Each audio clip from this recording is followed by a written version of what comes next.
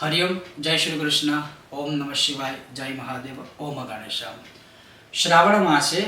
शिव अर्थे तिल पर्वत निवेदन फलंच, अर्थात श्रावण माह में भगवान शिव जी के सामने या शिवलिंग के सामने तिल पर्वतंच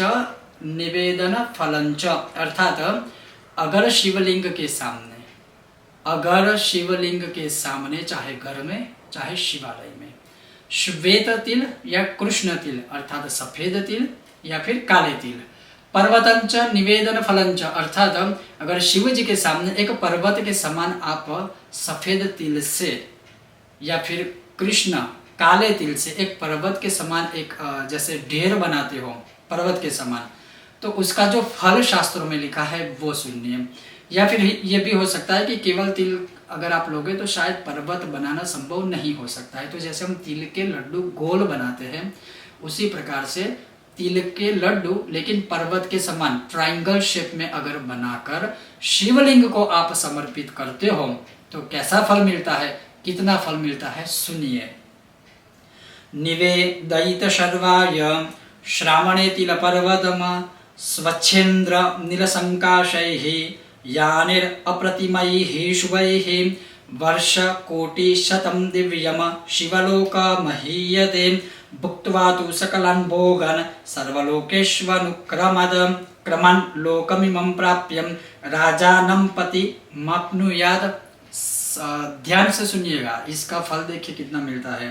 कि अगर श्रावण माह में कोई भी साधक भगवान शिव के समीप, भगवान शिव के सन्मुख, भगवान शिव के प्रति अगर तिल का पर्वत निवेदन करता है, चाहे स्त्री हो चाहे पुरुष हो चाहे बच्चे हो चाहे कोई भी हो, इसके प्रभाव से जिन्होंने तिल का पर्वत भगवान शिव को अर्पित किया है वह इंद्रनील के समान आभा वाले अप्रतिम सुंदर यान पर सवार होकर सैकड़ों वर्षों तक भगवान शिव के सानिध्य में शिवलोक में बहुत दिव्य वर्षों तक निवास करते हैं। वो समस्त प्रकार के भोगों को भोग कर अनुक्रम से उपभोग करता है और इसी क्रम से इस लोक में वापस आकर वह राजाओं के जैसा सुख भुगतता है। इसमें कोई संदेह नहीं है, ना रखना चाहिए, यह शास्त्र वचन है, मेरा नहीं है। कहने का तात्पर्य है शिवलिंग के समीप, और मैं तो यही कहूंगा, वैसे तो पूरे श्रावण माह का यहाँ उल्लेख है, लेकिन अगर श्रावण माह में भी अगर आप सोमवार लेते हो, सोमवार के दिन किसी भी समय प्रातः मध्याह्न शाम या रात्रि काल में शिवलिंग के सामने अगर तिल का ढेर पर्वत के समान बनाकर उन तिल को शिवलिंग को अर्पण करते हैं, मतलब भगवान के ऊपर नहीं चढ़ाना है, भगवान के सामने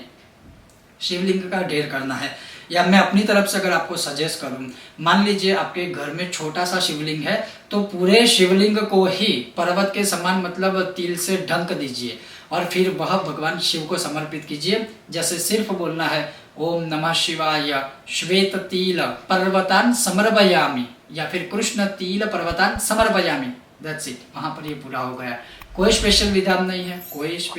कोई मंत्र से लेकर कुछ भी नहीं है, सरल सा सिंपल सा, बस ये जो श्वेत या काले तिल का पर्वत का ढेर है वो या तो भगवान के सामने या तो छोटा शिवलिंग है तो भगवान के ऊपर पर्वत बनाकर भगवान को वह समर्पित कर दीजिए। जैसे यहाँ लिखा है कि सैकड़ों वर्षों तक दिव्य यान में वह साधक या शिव भक्त सवार होके शिवलोक में महीयत शिवलोक में वह गमन करता है, वहां सब सुख भोग कर वापस इस पृथ्वीलोक पर आकर वह राजाओं के समान सुख भोगता है। और यह लिखा है शिव रहस्य से लेकर इन सारे ग्रंथों में। यह था संक्षिप्त विषय, सरल विषय, सरल उपाय, उत्तम उपाय भगवान शिव को प्रसन्न करने का। आपको कैसा लगा यह विषय और वीडियो अवश्य बताइए, और अगर आपको पसंद आया हो बिना भूले लाइक कीजिएगा, अधिक से अधिक शेयर कीजिएगा, चैनल पर नए हो सब्सक्राइब करके घंटी का आइकॉन अवश्य दबाइएगा। तब तक सभी को जय महादेव, ओम गणेश।